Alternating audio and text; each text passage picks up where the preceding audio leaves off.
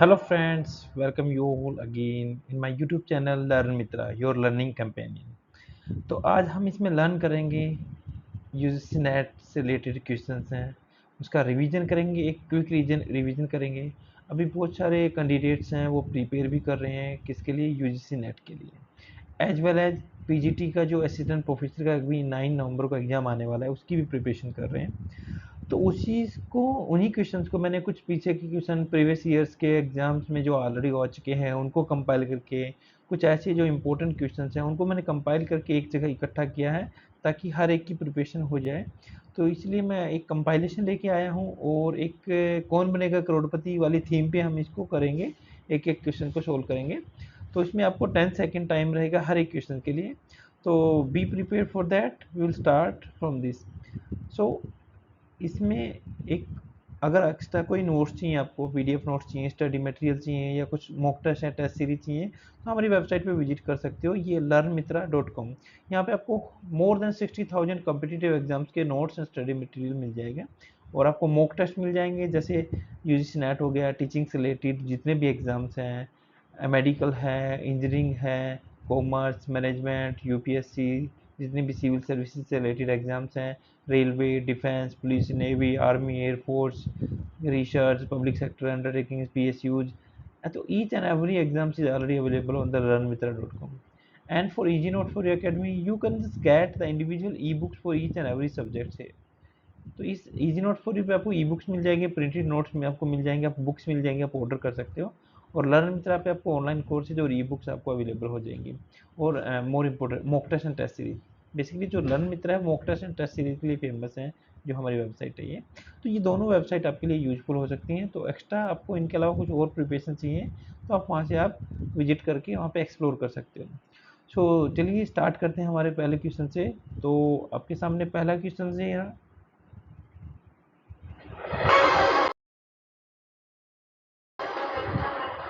Question number 1. The fundamental accounting assumptions that business will continue in operations for the foreseeable future is called. Option 1, consistency. Option B, going concern. Option C, matching principle. Option D, materiality. So which option you think is the right answer or correct answer? दोबारा से एक बार question को पढ़ लो। The fundamental accounting assumptions that business will continue in operations for the foreseeable future is called consistency, option B going concern, option C matching principle, option D materiality. Your time starts now. Yes, hurry up. Comment में डालो, comment में। Time up. So इसका right answer है going concern concept, because it is future oriented. We also just about think about the future. While going concern, that we have think our business will always be go on in the near future also. If not, the business will not be made for the single day. So right answer is a going concern. Next question. तो ये रहा आपके सामने दूसरा question. Which of the following is not a component of the working capital? कौन सा जो component है वर्किंग कैपिटल का नहीं है इनमें से? Option 1 inventories, option B trade receivables, option C long term loan, option D cash and bank balances. तो what you think about that? सोचो, एक बार क्वेश्चन को दोबारा पढ़ लो। I am waiting in the comment. फटाफट कमेंट में दो, आंसर दो। डी, कोई डी दे रहा है, कोई आंसर, कोई सी दे रहा है। Let's see what will the right answer. So your time start now. Yes, hurry up.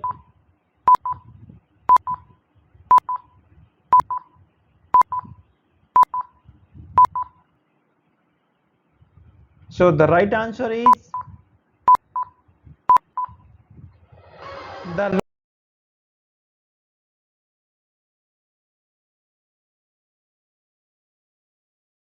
long term loan. So long term loan is not the component of working capital. Working capital में short term या day to day जो expenses हैं उसको include करते हैं, long term loan को नहीं करते इंक्लूड। Next question. तो नेक्स्ट क्वेश्चन है the main objective of the managerial accounting is to. Main objective क्या है मैनेजरियल अकाउंटिंग का? Option one, provide the information to external uses. Option B, determine the tax liability. Option C, provide the information for the internal planning and control. And option D, prepare the statutory financial statement. So what is the correct answer? The time start now.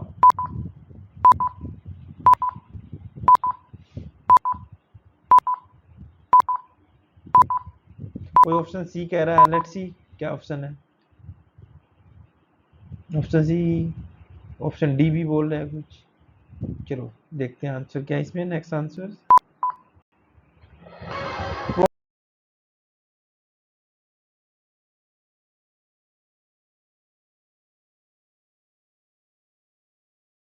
Provide the information for the internal planning and control. तो जिसने option C बोला था उसका correct answer है।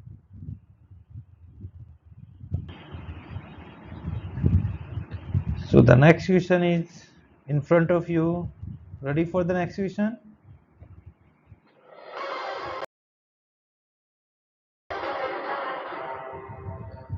So that is the next question. In cost accounting, prime cost comprises. Cost accounting में prime cost में क्या क्या include होता है? Direct material plus direct labor plus direct expenses. Option B, direct materials plus factory overheads. Option C, direct labor plus factory overhead. Option D, factory overheads plus administrative overheads. So give me your answer. फटाफट answer दो comment box में।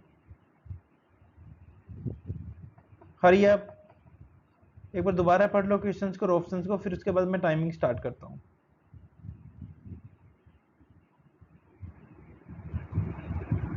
तो time start now. 8 7 6 5 4 3 2 1 time up. चलो देखते हैं next slide में answer क्या है इसका। The right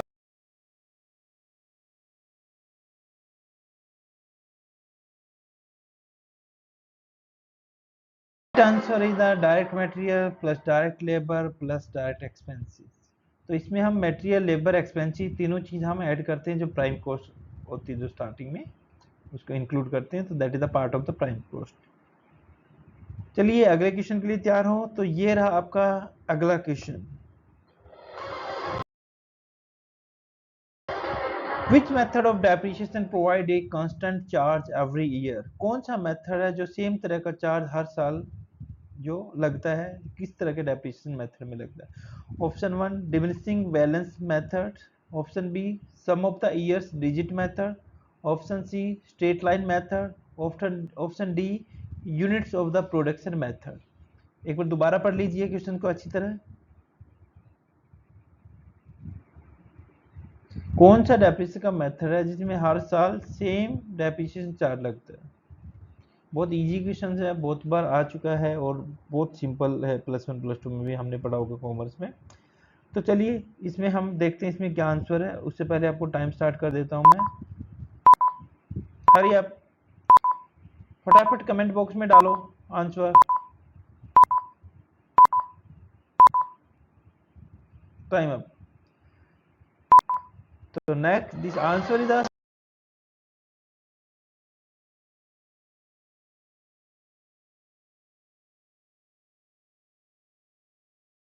straight line method. तो स्ट्रेट लाइन मेथड में क्या होता है? इक्वल इंस्टॉलमेंट मेथड भी कह सकते हो। इसमें हर साल सेम चार्ज लगता है, डेप्रिसिएशन अमाउंट है, सेम अमाउंट डिडक्ट होती है ओरिजिनल वैल्यू में से। तो that is the straight line method. So ये रहा आपका अगला क्वेश्चन नंबर 6।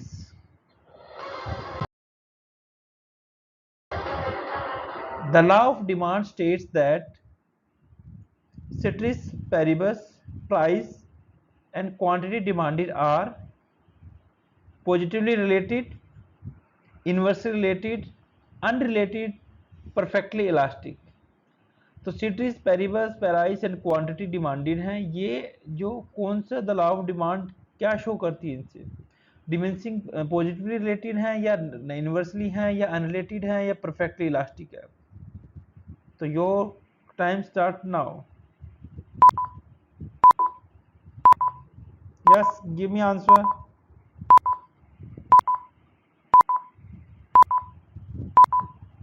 Time up. तो ये रहा आपका आंसर। द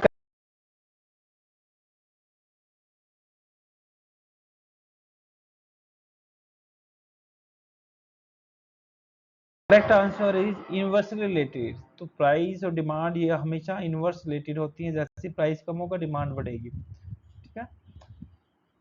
तो प्राइस बढ़ेगा तो डिमांड कम होगी। तो these are the inverse relation, these show the inverse relationship. Next question is which of the following ratios is used to measure the short term liquidity? Option 1 debt equity ratio, option B current ratio, option C inventory turnover ratio, option D fixed asset turnover ratio। तो कौन सा ratio है जो हम use करते हैं short term liquidity को major करने के लिए इनमें से? तो शॉर्ट टर्म, जहाँ पे शॉर्ट टर्म की बात आ गई तो थोड़ा अंदाजा लगा सकते हो, इसी में से आंसर्स आप निकाल सकते हो। So your time start now.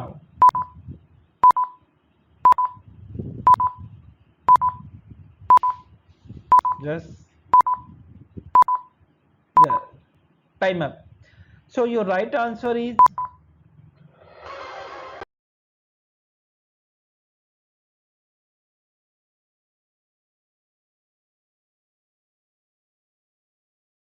current ratio. क्योंकि current ratio always focus on the short term. जो डेब्ट इक्विटी रेशियो वो तो लॉन्ग टर्म को देखता है, और जो शॉर्ट टर्म होगा उसमें करंट रेशियो से हम निकालते हैं। करंट एसेट्स और करंट लायबिलिटीज में देखते हैं, लिक्विडिटी चेक करते हैं। ओके, तो नेक्स्ट क्वेश्चन पे चलें। ओके, सो ये रहा आपका अगला question number 8। In company accounts reserve and surplus appears on the. अब कंपनी अकाउंट में रिजर्व और सरप्लस कहाँ पे शो होते हैं? Liability side of the balance sheet, या asset side of the balance sheet, या प्रॉफिट एंड लॉस अकाउंट, या notes to the accounts only. तो कहाँ पे हम रिजर्व एंड सरप्लस को हम शो करते हैं? बैलेंस शीट में, या प्रॉफिट एंड लॉस अकाउंट में, या हम notes to accounts only asset side में करते हैं या लायबिलिटी साइड में करते हैं? तो थोड़ा सा सोचो, दिमाग पे जोर दो, दोबारा से एक बार पढ़ लो क्वेश्चन को अच्छी तरह। Your time start now. बहुत इजी क्वेश्चन है। रिजर्व एंड सरप्लस कहाँ पे अपीयर होता है? Time up. The right answer is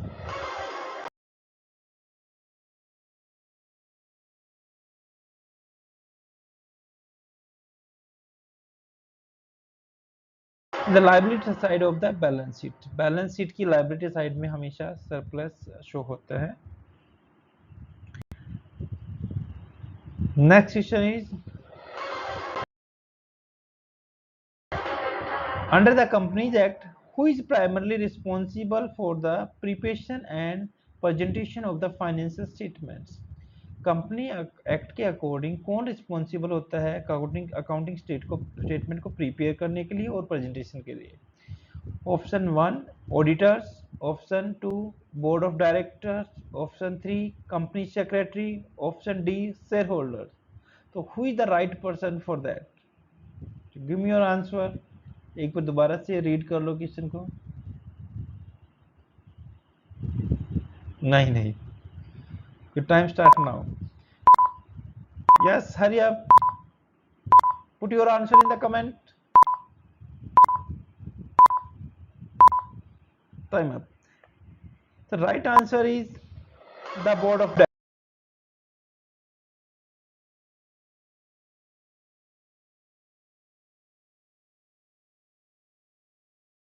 directors.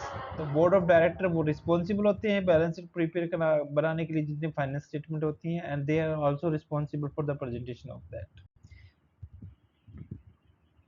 और ये रहा आपका अगला क्वेश्चन 10,000 रुपए के लिए। Which section of the Income Tax Act deals with the depreciating block? आप इसको कह सकते हो return down value concept for the plant and machinery. तो कौन सा सेक्शन इनकम टैक्स का कौन सा सेक्शन डील करता है डेप्रिशिएटिंग ब्लॉक को या कॉन्सेप्ट को प्लांट एंड मशीनरी से related?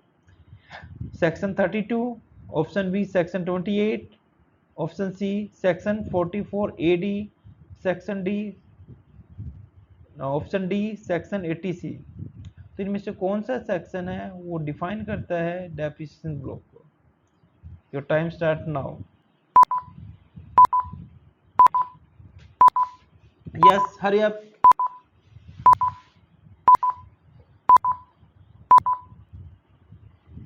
Okay, the right answer is the A.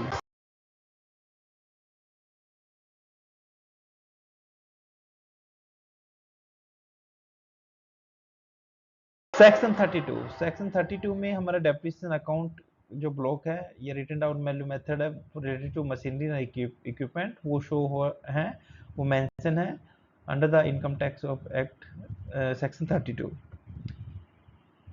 ये रहा आपका अगला सवाल 11,000 रुपए के लिए।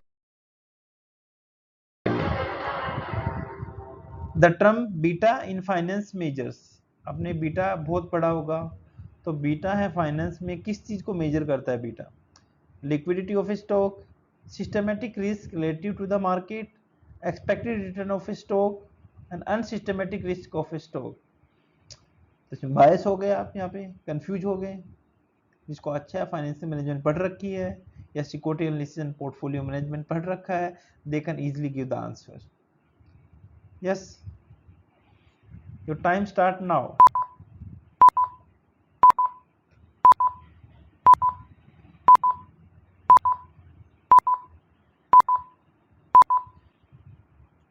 Time up. सो क्या हो सकता है, गैस करो इसका answer. This is the right answer for that. System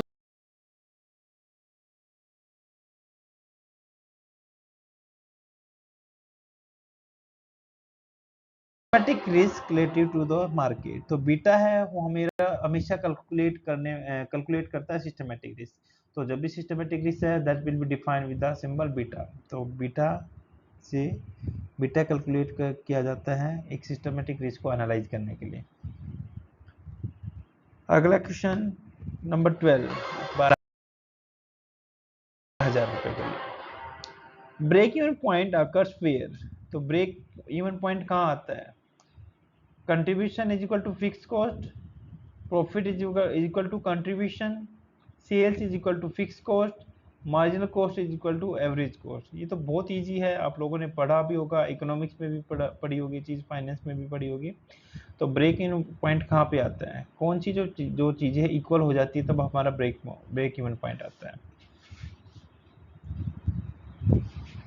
बहुत इजी है, गैस करो। Your time start now.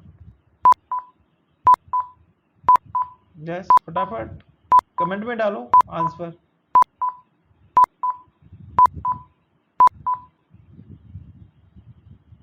So right answer is the option 1, contribution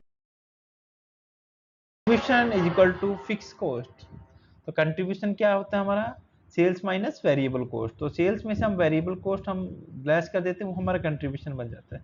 तो जो कंट्रीब्यूशन हमारा फिक्स कॉस्ट के इक्वल हो जाता है तो वो हमारा ब्रेक इवन पॉइंट आ जाता है। Question number 13, which of the following is a non cash expenses? कौन सा जो एक्सपेंसेस है वो नॉन कैश है? Depreciation, salaries, rent, interest on loan. तो बहुत इजी आंसर है इसका। सोचो थोड़ा सा, दोबारा पढ़ लो एक बार। Which of the following is a non cash expenses? Option 1 depreciation, option B salaries, option C rent, option D interest on loan. Okay, time start now.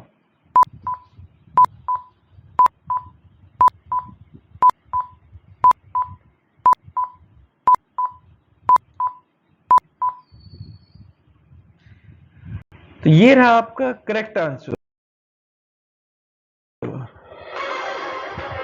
Depreciation. तो डेप्रिसिएशन नॉन कैश एक्सपेंसेस हैं जिसको हम नहीं दिखाते as a cash में, वो expenses होता है बट नॉन कैश एक्सपेंसेस है हमारा ये।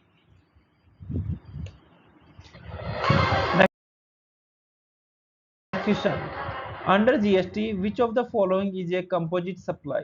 जीएसटी के अंदर कंपोजिट सप्लाई क्या है?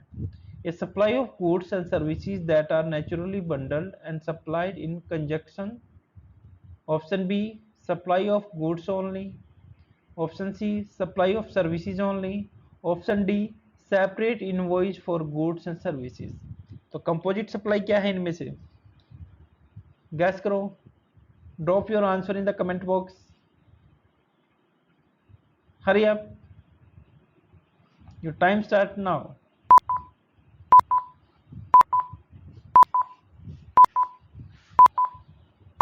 सोचो सोचो, ऐसे काम नहीं चलेगा, फटाफट आंसर दो फटाफट।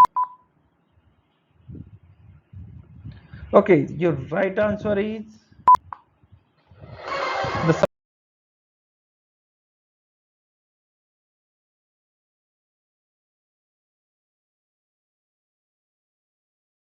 supply of goods and services that are naturally bundled and supplied in conjunction। ठीक है, वो गुड्स एंड सर्विसेज जो नेचुरली बंडल, जिसको बंडल करके हम देते हैं, एक गुड्स के साथ कोई सर्विसेज हम फ्री दे दी, एक सर्विस के साथ दूसरी सर्विस फ्री दे दी, किसी प्रोडक्ट के साथ कोई सर्विसेज फ्री दे दी, that is called as a conjunction और that is called as a composite supply. Next question, question number 15, the primary purpose of an audit is to. Audit का primary purpose क्या होता है? Option A, detect all frauds. Option B, provide the reasonable assurance about the truth and fairness of the financial statements. Option C, prepare the financial statements. Option D, compute the taxable income. So which is the right answer as per according to you? एक बार दोबारा से read कर लो सारे options को and questions को।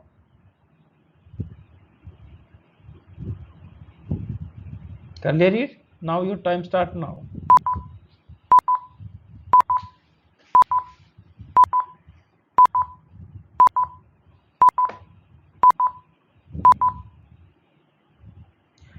The right answer is option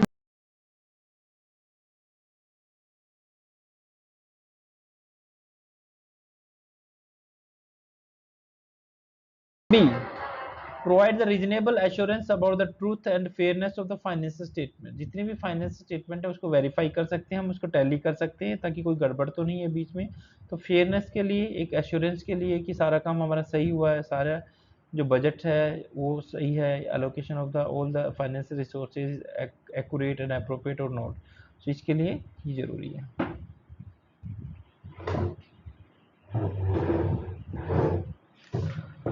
next question, question number 16, the capital budgeting techniques that considers the time value of money and uses the cash flow is a playback period. Option B, average rate of return. Option C, net present value. Option D, accounting rate of return। दोबारा से एक बार question को पढ़ लो। The capital budgeting technique that considers time value of money and uses the cash flow, payback period, average rate of return, net present value. Option D, accounting rate of return। Your time start now। Yes, ये आपने financial management में पढ़ा होगा capital budgeting वाले chapter में, याद करो, थोड़ा सा दिमाग पे जोर डालो। Yes, okay, can I reveal the answer? तो ये रहा आपका आंसर, नेट प्रेजेंट वैल्यू। तो नेट प्रेजेंट वैल्यू मेथड में हम जो एक करते हैं, नेट प्रेजेंट वैल्यू मेथड में हम डिस्काउंटेड एंड कैश फ्लो को भी हम इंक्लूड करते हैं, इसमें कैश फ्लो स्टेटमेंट हम शो करते हैं जितना भी कैश फ्लो है। तो नेट प्रेजेंट वैल्यू में हम cash flow statement inflow is equal to cash outflow. तो जब हमारे एनपीवी बिल्कुल जब इक्वल हो जाता है तो हम कह देते हैं नेट प्रेजेंट वैल्यू मेथड है, वो अप्लाई करते हैं। Next question is question number 7, which instrument represent the ownership in A company.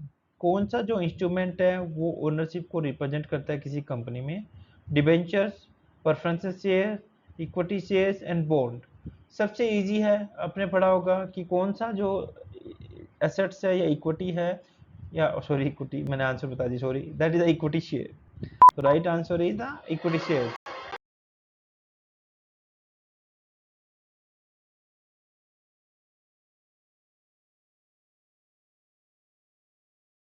Which give you the ownership rights. Next question is question 18. In marketing, STP stand for. तो ये आप marketing में बहुत बार पढ़ा होगा, एसटीपी बहुत बार डिस्कस हुआ है. A sales target promotion, option B segmentation targeting positioning, option C strategy tactics planning, option D service trade price.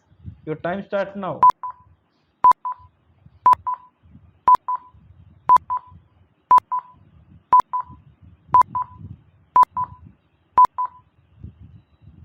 Yes, so that is the STP, segmentation targeting and positioning. So STP stand for the segmentation targeting and positioning. Next question is economic order quantity EOQ model minimises. EOQ model adopt करते हो तो क्या minimise करता है? Ordering cost only, option B holding cost only, option C sum of the ordering and holding cost, option D purchase cost. ये भी easy question है. तो टाइम स्टार्ट नाउ. सोचो सोचो फटाफट, दिमाग पे जोर दो थोड़ा सा.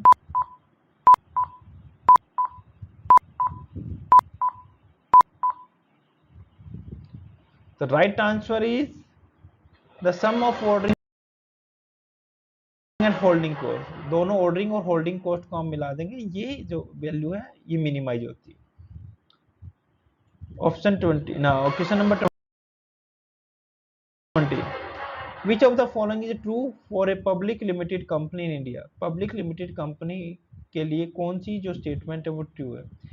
Share cannot be transferred. Number one, share cannot be transferred. Option B, minimum number of members is 2, minimum number of member is 7, it cannot list on the stock exchange. तो कौन सी जो इसमें स्टेटमेंट है वो ट्रू है? सोचो, think about it. Share transfer भी हो सकते हैं, लिस्ट भी हो सकती है स्टॉक एक्सचेंजेस पे. अब बी और सी में से देख लो क्या हो सकता है. चलो your time start now. Option B या सी, ऑप्शन बी या सी, हरी अप. चलो ये असेसमेंट चल रहा है, आपका टेस्ट चल रहा है. अब साथ के साथ कमेंट में आंसर दोगे तो आपको वैल्यूएट कर पाओगे अपने आप को. आप देख सकते हो जाके मैंने कमेंट्स में कितने आंसर सही दिए थे, कितने गलत. तो इसमें सेल्फ वैल्यूएशन भी हो सकता है अगर साथ के साथ अगर आप कमेंट करते रहे तो कमेंट करो ताकि पता लगे उसको बाद में असेस करने के बाद कितने आंसर आपके सही थे कितने गलत थे. तो right answer is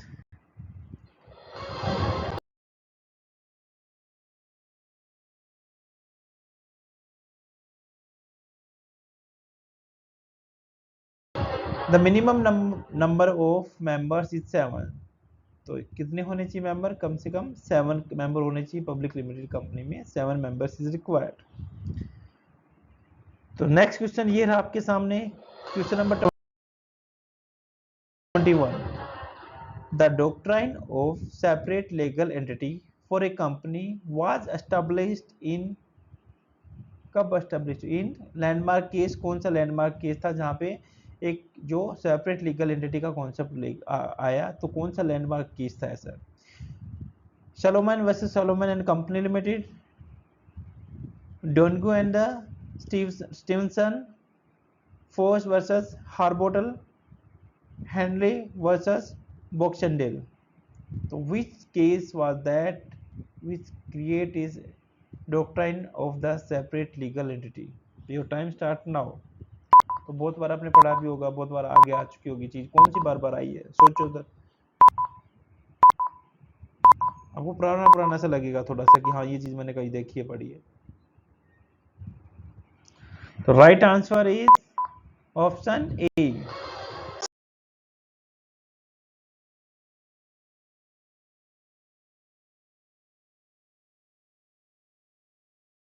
Salomon versus Salomon company limited case था, जिससे एक सेपरेट लीगल एंटिटी कॉन्सेप्ट आया। The next question is question number 22। A bank reconciliation statement is prepared to reconcile option A bank passbook balance with the cash book balance, creditors with the bank statements, debtors list with bank balance, option D trial balance with the bank post passbook. तो ये भी आपने बहुत बार पढ़ा होगा, bank reconciliation statement क्या होती है, किस किसी के बीच में हम कंपेयर करते हैं बैलेंस को। एक दोबारा से अच्छे से पढ़ लो। Your time start now.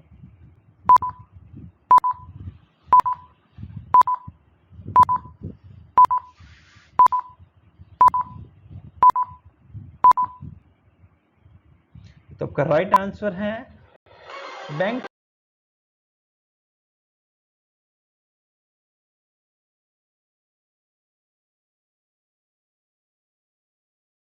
Passbook balance with the cash book balance. तो बैंक का जो पासबुक का बैलेंस है वो हम कैश बुक के साथ उसको टैली करते हैं, that is the bank reconciliation statement. Next question, question number 23। Which financial statement show the financial position of a firm at a particular date? कौन सी जो फाइनेंशियल स्टेटमेंट है जो एक फाइनेंशियल पोजीशन फर्म की शो करती है एक पर्टिकुलर डेट पे। Option A income statement, option B cash flow statement, option C balance sheet, option D statement of changes in the equity. तो बहुत सारे इजी क्वेश्चन भी आ रहे हैं, थोड़े से मीडियम लेवल के भी आ रहे हैं, थोड़ा डिफिकल्ट लेवल के भी आ रहे हैं। तो इस तरह से मिक्सिंग क्वेश्चन भी आएंगे एग्जाम में आपके। तो कुछ लगेंगे बहुत ईजी हैं, कुछ क्वेश्चन ऐसे लगेंगे बहुत सारे डिफिकल्ट हैं। तो इस तरह से मिक्सिंग से क्वेश्चन मैंने यहाँ पे दिए हैं। तो इसमें ये भी बहुत इजी क्वेश्चन है। फाइनेंशियल जो पोजीशन है कहाँ से शो होती है, कौन सी स्टेटमेंट से शो होती है। Your time start now. Comment में डालो, फटाफट आंसर डालो कमेंट में।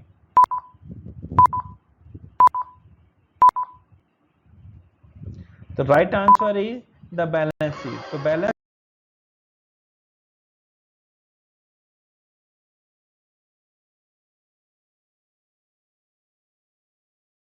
शीट है एक फाइनेंशियल पोजीशन बताती है कंपनी की, क्योंकि that show represent the assets and liabilities. The assets and liabilities are show the एक financial position of the company. Question number 24। Under cost volume profit analysis, जो CVP analysis हम करते हैं, तो कंट्रीब्यूशन मार्जिन क्या होता है उसमें। Sales minus variable cost, sales minus fix cost minus variable cost, sales minus total cost. अभी थोड़ी देर पहले ही मैंने बताया था, ये जो क्वेश्चन आया था हमारे पास ब्रेक इवन पॉइंट का, तो उसमें आया था, अगर याद हो तो आपको। तो टाइम स्टार्ट नाउ। ये तो आप इजीली आंसर दे सकते हो कमेंट्स में।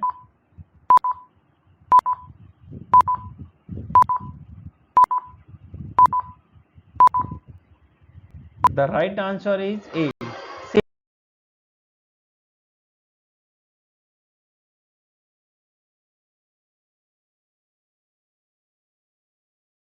सेल्स माइनस वेरिएबल कॉस्ट, तो थोड़ी देर पहले ही बताया था मैंने, सेल्स में से वेरिएबल कॉस्ट हम माइनस कर देते हैं, that is equal to the contribution margin. Next question is 25। Which of the following is a direct tax? GST, custom duty, income tax, excise duty. इनमें से कौन सा डायरेक्ट टैक्स है। ये भी बड़ा इजी क्वेश्चन है।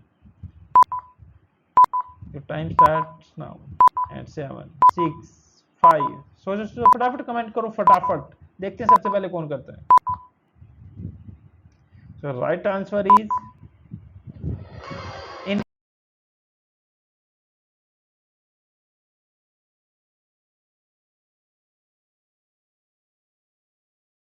Income tax. तो इनकम टैक्स एक डायरेक्ट टैक्स है, तो अब डायरेक्टली एक ह्यूमन बीइंग को we have to be pay the tax directly to the government. Question number 26। The process of dividing responsibilities among the different posts so that each employee perform a small portion of the total job is called। अभी आपके HR से related questions आ गए हैं कुछ। कौन सा process divide करता है रिस्पॉन्सिबिलिटी को डिफरेंट पोस्ट में, so that each employee perform a small portion of the total job is called. Delegation, option B departmentalation या डिपार्टमेंटलाइजेशन या डिपार्टमेंटेशन कह सकते हो। Option C job specialisation. Option D decentralisation. तो ये टाइम स्टार्ट नाउ। सोचो फटाफट सोचो, ये भी इजी है बहुत।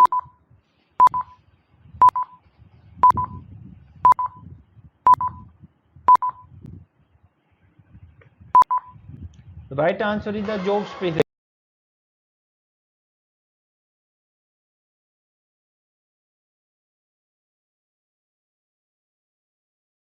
तो हम according to the specific specialisation के अकॉर्डिंग हम जॉब को डिवाइड कर देते हैं according to nature of the job. और एक्सपर्ट जो है, जिस तरह का एक्सपर्टीज है, जो स्पेशलाइजेशन है जिस पर्सन का, जिस एम्प्लॉय का, उसके अकॉर्डिंग हम उसको अथॉरिटी डेलीगेट कर देते हैं। तो that is the job specialisation. Next question number 27। Under financial accounting prepaid expenses are classified as. Financial accounting में प्रीपेड जो एक्सपेंसेस हैं कैसे क्लासिफाई होते हैं? Current liabilities, current assets, non-current assets, revenue expenditure. Your time start now.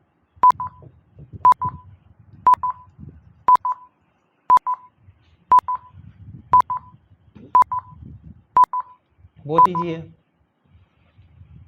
So the right answer is the current assets.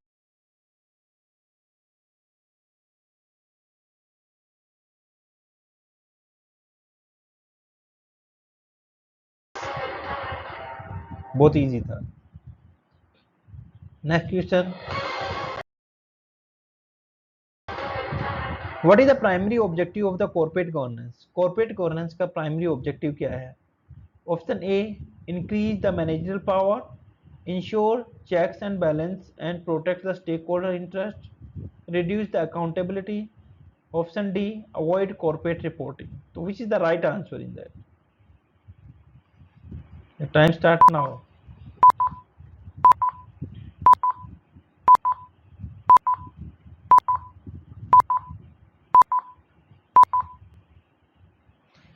So the right answer is ensure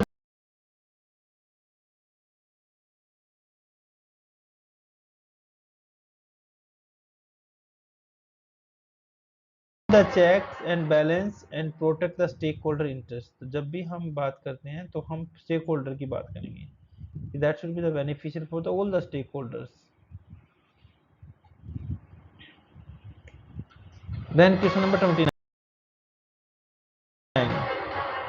Which of the following is correct about the FIFO inventory method? तो FIFO आपने बहुत पढ़ा होगा cost accounting में. FIFO, HIFO, LIFO method. तो FIFO का मतलब क्या होता है? Last goods purchased are sold first. First goods purchased are sold first. It is same as LIFO. It leads to lowest cost of the goods sold is inflationary period. So which is the right statement for the FIFO? Your time start now.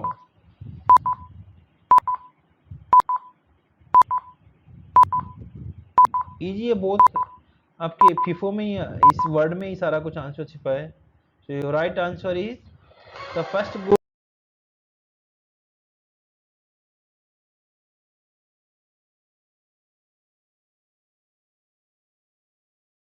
goods purchased are sold first. तो FIFO का मतलब क्या है? First in first out. जो पहले raw material आएगा उसका finish product भी पहले बाहर जाएगा, पहले बेचा जाएगा. That is the FIFO method. Next question है 30. Capital market primary deals in. Capital market किस में डील करती है? Short term funds less than 1 year, long term funds more than the 1 year, money market instruments या commodity features. ये भी एक money market होती है, कैपिटल मार्केट होती है. तो कैपिटल मार्केट है वो किस में डील करती है? तो मनी मार्केट का पता होगा तो कैपिटल मार्केट का भी इजीली बता दोगे आप. Your time start now.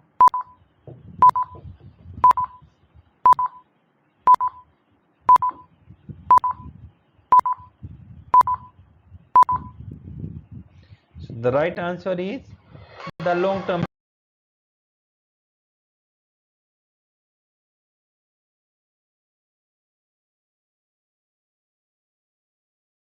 funds. ठीक है। तो capital market long term funds में डील करती है, whereas money market deals in the short term loans which is less than the 1 year, and the loans fund or term loans which is more than the 1 year, it comes under the long term funds or capital market. Then question number 21. अब ये stat से related कुछ question आ गए। इन statistics the median of the data set 2 5 7 9 12 is, बहुत easy है। Median क्या होगा? Median क्या होता है? बीच की वैल्यू होती है। देखो असेंडिंग डिसेंडिंग ऑर्डर में लगाना होता है, ये पहले असेंडिंग ऑर्डर में इन्होंने ऑलरेडी लगा रखे हैं, तो हमें लगाने की जरूरत नहीं है। तो 2 इधर से छोड़ दो, 2 इधर से, बीच का 7 है, तो मीडियम क्या होगा इसका? 7। Right answer is 7।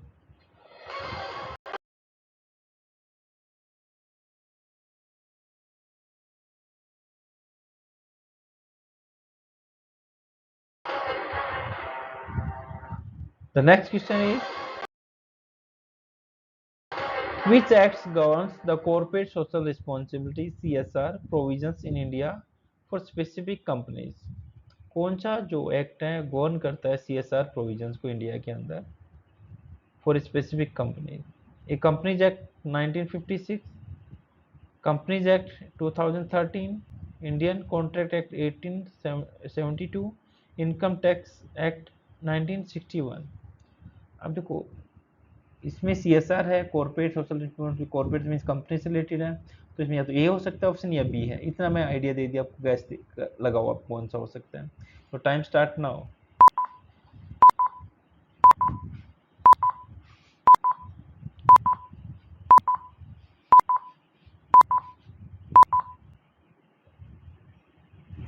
So the right answer is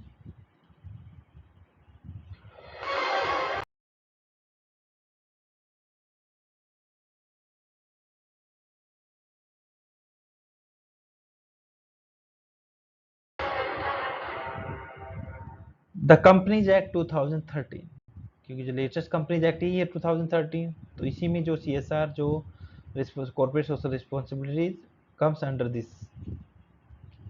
next question number 33।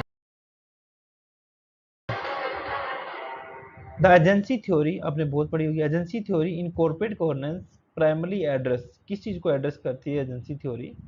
A conflict between shareholders and managers, option B market competition issues, option C pricing strategy for products, option D tax planning strategy. Your time start now.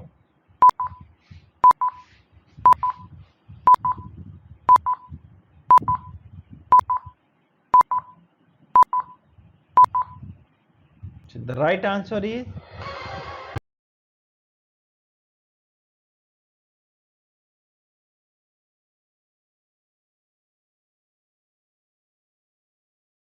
The conflict between share holder and managers. अगर कोई conflict होता है share holder या managers में, तब हमारी agency theory applicable होती है। तो agency theory related to the conflict between shareholders and managers. Question number 34। Which of the following taxes is charged on the value addition at each stage of the production and distribution? Her stage पे जहाँ पे हम production करते हैं distribution करते हैं, हर एक stage पे जो वैल्यू एडिशन के ऊपर टैक्स लगता है वो कौन सा होता है? Income tax, GST, wealth tax या गिफ्ट टैक्स? जो टाइम स्टार्ट नाउ।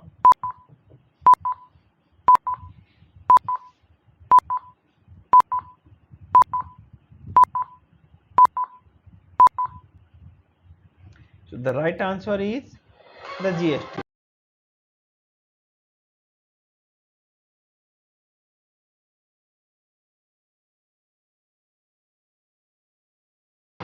तो ग्लोबल जो गुड्स एंड सर्विस टैक्स पे एक प्रोडक्शन से लेके कंजप्शन तक हर स्टेज पे टैक्स लगता है, किसी भी वैल्यू एडिशन पे टैक्स लगता है। Question number 35। In financial markets primary markets refer to, financial market में प्राइमरी मार्केट का क्या मतलब है? Option A trading of existing shares among the investors, issue of new security to investors, option C foreign exchange market, option D derivatives market. तो क्या है इसमें primary market का मतलब? Your time start now. ये भी इजी है, बहुत इजी है। कमेंट करो फटाफट, give your comment.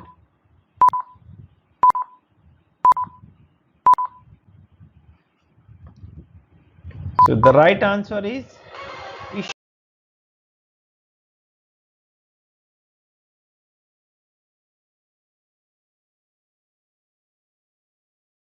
Of the new securities ना इन्वेस्टर्स। जब भी हम कोई इनिशियल पब्लिक ऑफरिंग करते हैं, न्यू सिक्योरिटी इशू करते हैं इन्वेस्टर को, that is comes under this the primary market issue of the new security, जिसको हम पब्लिक इनिशियल ऑफरिंग बोलते हैं।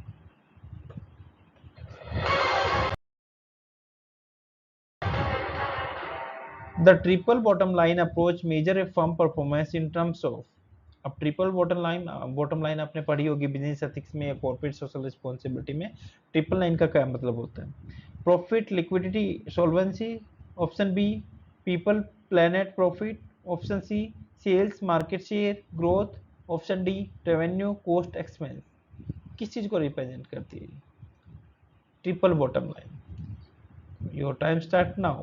ये तो पता होना चाहिए, सस्टेनेबल डेवलपमेंट आजकल चल रहा है, सब उसी की बात कर रहे हैं, सस्टेनेबल डेवलपमेंट की बात कर रहे हैं, एसडीजी गोल्स की बात कर रहे हैं, तो पता होना चाहिए ट्रिपल बॉटम लाइन क्या।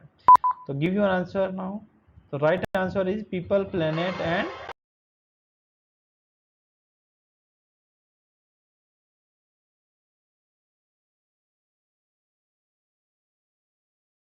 प्रॉफिट, ट्रिपल पी भी कह सकते हैं इसको, that is a triple bottom line. Next question number 37। A bill of exchange is ए, एक बिल ऑफ एक्सचेंज क्या है जिसको बीओई बोलते हैं? Bill of exchange is a negotiable instrument. Option B non negotiable document. Option C equity share certificate. Option D promissory notes issued by a bank only. What is your right answer? What do you think about that? Your time start now. Hurry up, give the answer.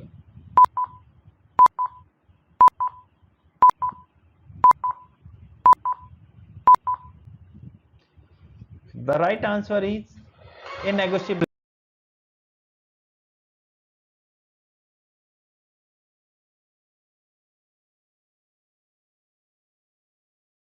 Instrument. तो bill of exchange क्या है? एक negotiable instrument. Question number 38। Which auditing opinions indicates that financial statement present a true and fair view? तो कौन सा opinion है जो auditing का वो इंडिकेट करता है कि फाइनेंस स्टेटमेंट है वो अच्छी है, ट्रू एंड फेयर है? Option A qualified opinion. Option B adverse opinion. Option C disclaimer of opinion. Option D unmodified या clean opinion. Your time start now.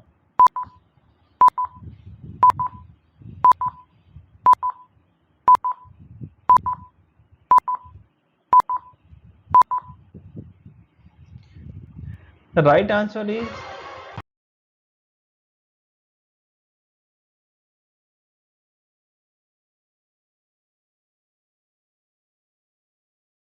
unmodified या clean opinion. Question number 39. In international trade theories, comparative advantage was given by। ये आपका international business से related question आ गया है कि international trade theory में जो कंपैरेटिव एडवांटेज है वो किसने दिया था? Which given by. Option A Adam Smith. Option B David Ricardo. Option C Alfred Marshall. Option D John Maynard cane.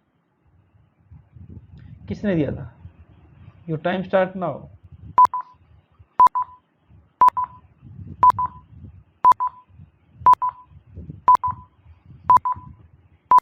So time up. तो ये रहा आपका answer.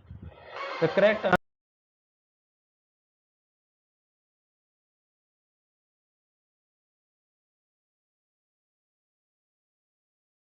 answer is the David Ricardo.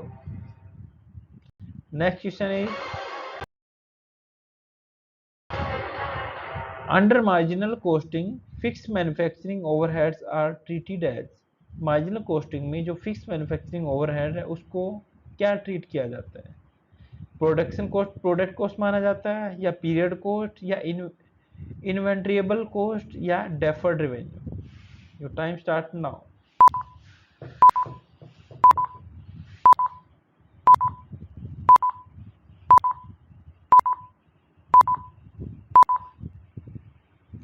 right answer is the period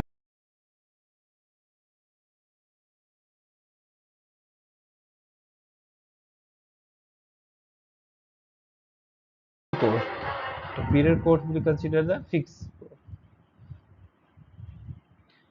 The next question is 41. Which of the following is not a feature of a cooperative society?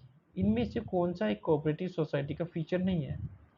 Option A one vote one member principle, option B profit motive as primary objectives, option C democratic control, option D limited return on capital. What do you think about that? Your time start now. Yes, hurry up, give the answer.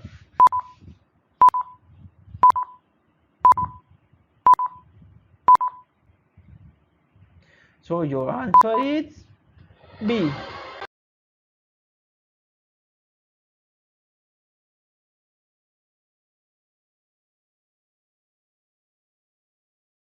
Profit motive as primary objectives. तो ये profit motive नहीं होता है किसी भी cooperative society का, तो that is not applicable for that. Question number 42. The consumer price index CPI is often use to measure. तो सीपीआई किसको मेजर करने के लिए यूज किया जाता है? Option A industrial output, option B inflation at consumer level, option C balance of payments, option D unemployment rate. तो ये भी इजी आप आंसर कर सकते हो. Let's start. Yes, hurry up, comment करो फटाफट, तभी वैल्यूएट करोगे अपने आप को आप. The right answer is the inflation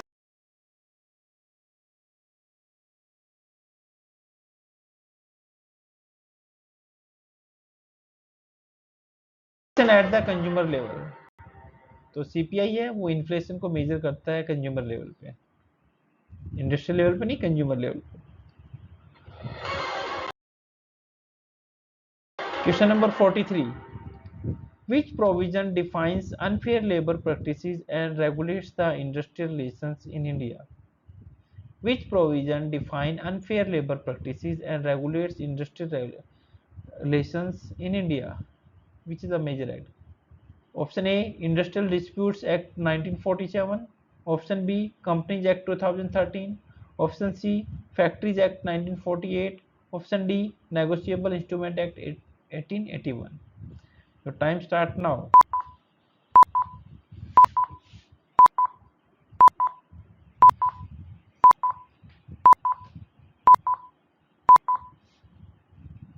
तो ये रहा आपका answer. The industrial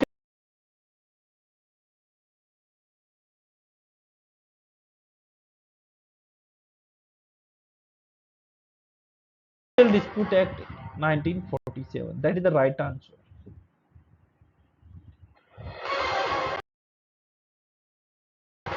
Next question is, in financial derivatives, a call option gives the buyer the right to. Buyer को एक राइट देती है, किस चीज का राइट देती है कॉल ऑप्शन में? Option A sell underlying asset at a specified price, buy underlying assets at a specified price, borrow funds from the seller, cancel a futures contract. तो which is the right answer? तो ये portfolio management से security subject से related है, ये financial derivative subject से related question है ये. तो फाइनेंशियल डेरिवेटिव में कॉल ऑप्शन है, बायर को किस तरह का राइट देता है? Right answer is yes. What is the right answer? तो ये रहा आपके सामने आपका right answer.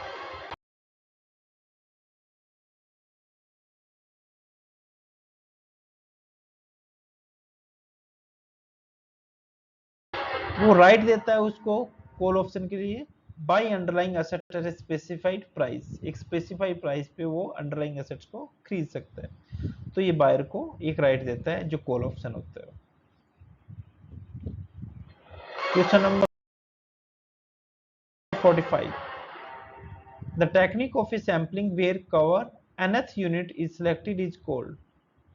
Every nth unit selected is called. तो सैम्पलिंग में कौन सी टेक्निक है ये? तो ये आपका स्टैट या सैम्पलिंग से रिलेटेड, आपका रिसर्च से रिलेटेड क्वेश्चन आ गया, स्टैट से रिलेटेड आ गया।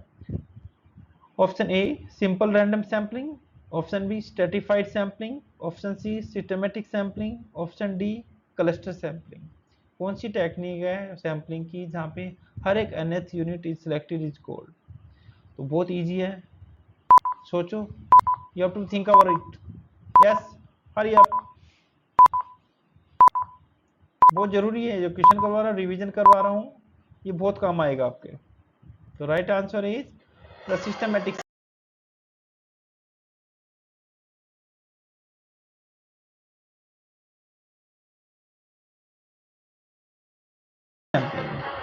तो सिस्टमेटिक सैम्पलिंग में हम करते हैं हर एक nth रूट को हम सिलेक्ट करते हैं।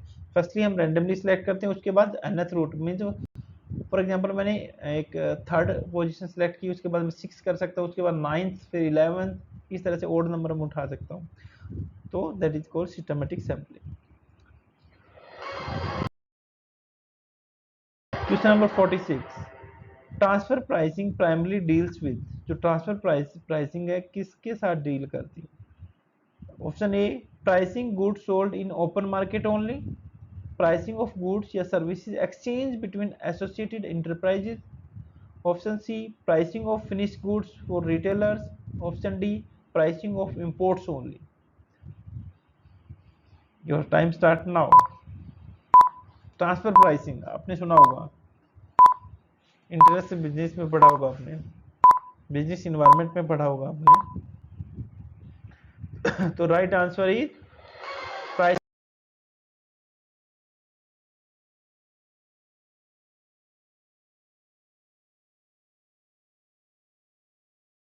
Of goods services exchange between associated enterprises. दो इंटरप्राइजेज के बीच में जो गुड्स एंड सर्विसेज के एक्सचेंज से रिलेटेड जो प्राइसिंग होती है उसको हम करते हैं। Question number 47, which of the following statement is true about the preference shares? Preference share से रिलेटेड कौन सी स्टेटमेंट जो ट्रू है?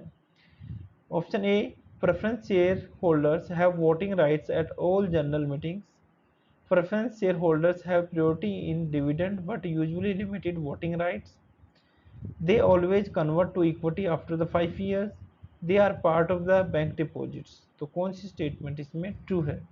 Your time start now.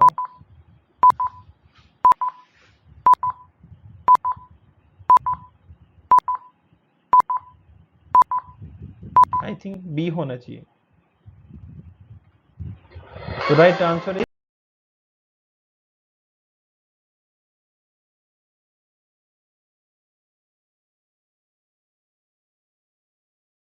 Preference shareholders have priority in the dividend but usually limited voting rights होते हैं, specific case में कुछ voting rights होते हैं, जनरली वोटिंग राइट्स नहीं होते।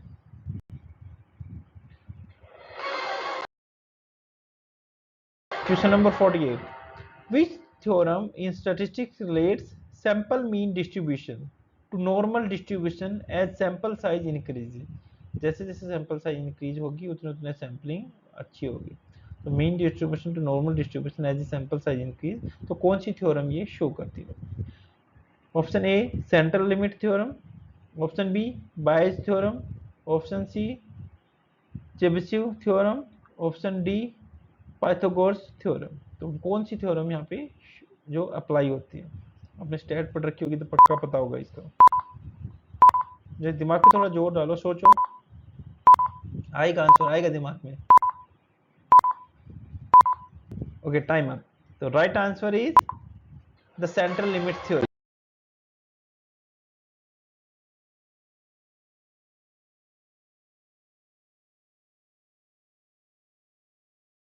तो सेंट्रल लिमिट थ्योरी क्या है? जितना आप जो क्लोज आते जाओगे सेंटर से, सेंटर पे जितना क्लोज डाटा या जितना आप उसमें नॉर्मल डिस्ट्रीब्यूशन होता जाएगा डाटा, उतना आपका जो अच्छा रिजल्ट आएगा। जितना सैंपल साइज इंक्रीज करोगे उतनी आपकी जो रिजल्ट एक्यूरेट आता रहेगा। Question number 49, the function of the custody in management of human resources related to. Custody का जो फंक्शंस है एक मैनेजमेंट में ह्यूमन रिसोर्स में, किससे रिलेटेड है कस्टडी का मतलब? Option A recruitment only, option B maintaining employee records and physical custody of the assets assigned to the employees, option C directing only, option D strategizing only। तो स्ट्रेटेजाइंग करते हैं या उसको हम रिक्रूट ओनली करते हैं या एम्प्लॉय का रिकॉर्ड को फिजिकल कस्टडी में एज एसेट्स हम उसको असाइन करते हैं, उसको फिजिकल कस्टडी में रखते हैं, या directing only. Your time start now.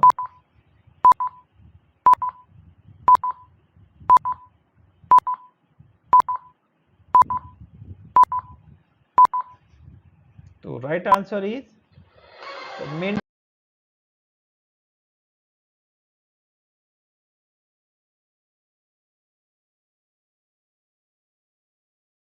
maintaining employee records and physical custody of the assets assigned to the employees। The next question is which of the following is an example of non-performing assets NPA for banks। तो banks के लिए NPA क्या होता है? Option A standard assets with regular payments, option B undue interest या overdue interest principal for more than 90 days as per RBI norms, government securities या cash in hand. Your time start now. ये तो पक्का पता होगा, NPA आपने बहुत पढ़ा होगा बैंकिंग में।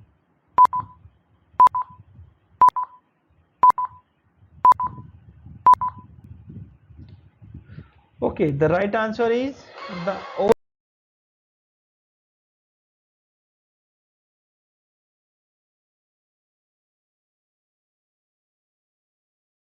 overdue interest principal for more than the 90 days as per the RBI norms। अगर 3 महीने से ज़्यादा किसी का इंटरेस्ट बकाया है या प्रिंसिपल डिपेंडिंग ओवरड्यू हो जाता है तो वो हमारा नॉन परफॉर्मिंग एसेट्स में कंसिडर हो जाता है। तो आज का रिवीजन यही था, 50 क्वेश्चन थे, उसमें हमने रिवीजन किया है, आप लोगों ने आंसर भी दिया है, कमेंट भी किया है।